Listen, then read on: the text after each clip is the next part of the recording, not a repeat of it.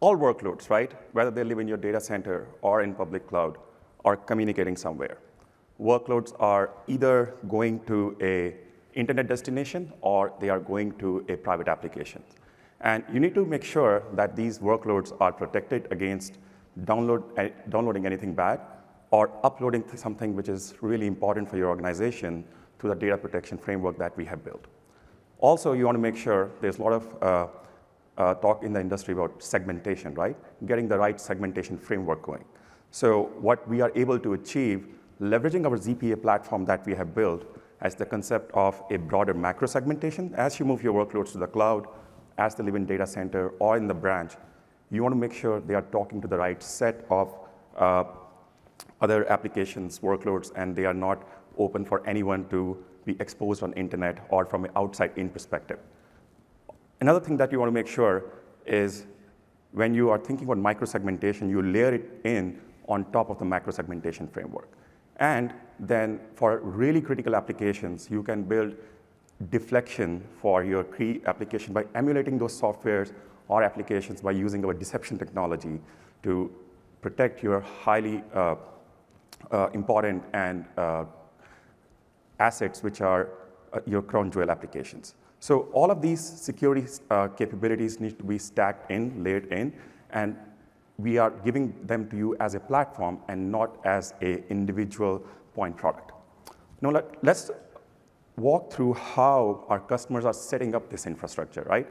How do we set up, Amit talked about cloud connector, branch connector. From our perspective, this is the same software stack which is built to provide and cover different set of use cases.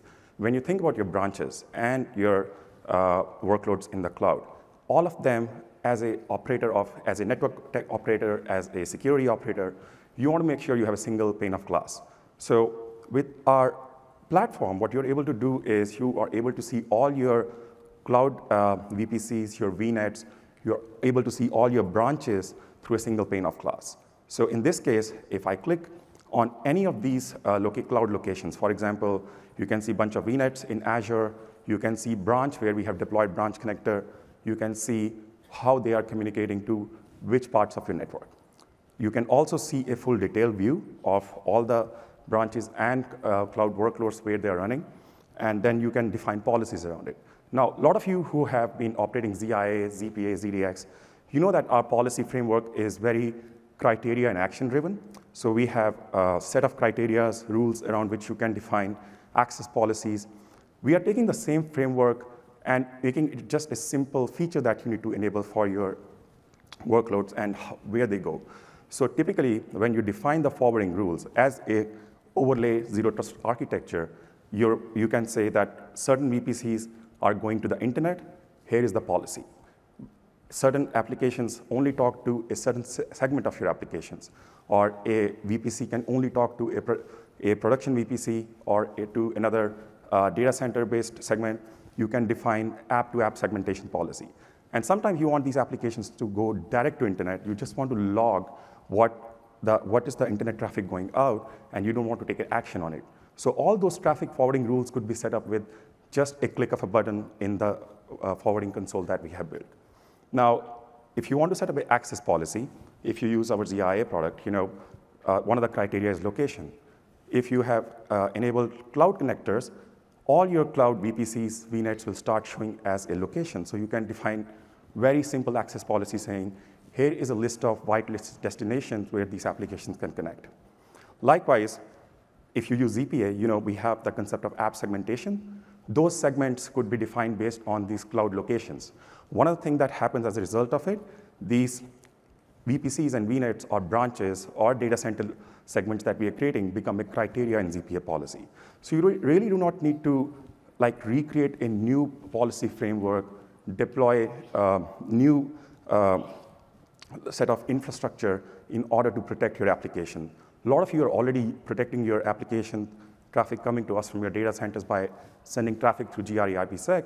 Now what we are saying is you don't need to do that. You can actually create strong overlays by setting up this or extending this connectivity to the cloud stack as well.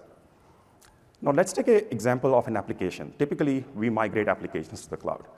Here, in this example, we are talking about an intranet application which was running in our data center, we are moving it to AWS. Now, in the ZPA app-to-app segmentation policy framework, what we essentially are doing here, we are saying this internet application, which has moved to a cloud VPC in AWS, can talk to a couple of other VPCs in AWS, or to a PaaS service or a data store in Azure, and it can also talk to a data center or a branch location where you were running this application as a backup. So instead of opening this application to exposure to the entire world, you are making that application accessible only where it should be accessed from. So very simple policy, leveraging the same framework that you're familiar with, and all the logging that you're familiar with in ZPA, ZIA. Just new set of attributes gets introduced based on which you can get this data out, integrate with your SIEM and SOAR workflows that we already support, and you can see that new client types get introduced, like branch connector or cloud connector, and new locations which are tied to the VPCs and VNets that we are now organizing and bringing together. Let's take a second example, right?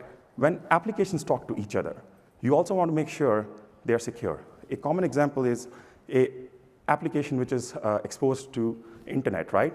And it's talking to a lot of application data stores within your network. You want to make sure that application is not, or someone accessing that application who has administrative access to that application is not able to exfiltrate data from that. So what we're going to do here is the same application that we were talking about, the internet app, right? We are going to put web application firewall rules to block a SQL injection attack. We recently introduced the concept of inspection, which is basically taking the web application firewalling control, OWASP top 10 vulnerability control in the ZPA data path. So what we are doing in this case is when you set up application segments in ZPA, right, you can choose to inspect that traffic and then terminate that traffic and look at any vulnerabilities inside that. So in this case, what we are saying is essentially allow the cloud connectors from this location to access that application. And I'm using a vulnerable application or a front end to exfiltrate and enumerate a lot of data from a web database to basically get all the employee records and populate it here. So the moment you do that, basically I'm using a SQL injection as an attack vector. And if I have enabled the inspection, let's say this attacker is trying to exfiltrate this data using a web application front end, that will get blocked straight away. And even if they're using APIs or they are using any form of command line tools to get access, even that will get blocked. In your ZPA dashboard, you will start seeing the blocks that we are implementing as a result of this WAF being implemented.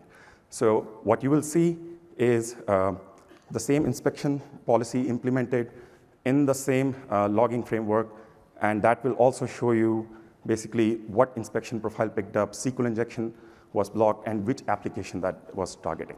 So very, very easy way to implement a inline blocking for application which is talking to another application and blocking access to data exfiltration using SQL injection. Let's talk about a second use case, right? The same attacker, let's say if this access gets blocked, is now trying to exfiltrate data using FTP, right? So all of you are familiar with the DLP or data protection capabilities that my colleague will talk in a few minutes about from now. We have a lot of inbuilt engines. One of the engine is PCI engine, right? So what we can now do as a result of this policy with Cloud Connector being enabled in the ZIA policy console is we can say, if the traffic comes from these specific VPCs or VNets or branch traffic, they become a criteria in the same policies. And then when a user is trying to exfiltrate data, you can see the FTP session is not getting established. And in the ZIA logs, you will see that the DLP policy kicked in against a VPC location, not a user, and at that time, the access was blocked. So full inline control with our web application firewall, we were able to demonstrate to you how data exfiltration could be blocked. And all of this is built as a capability on the core ZIA ZPA platform.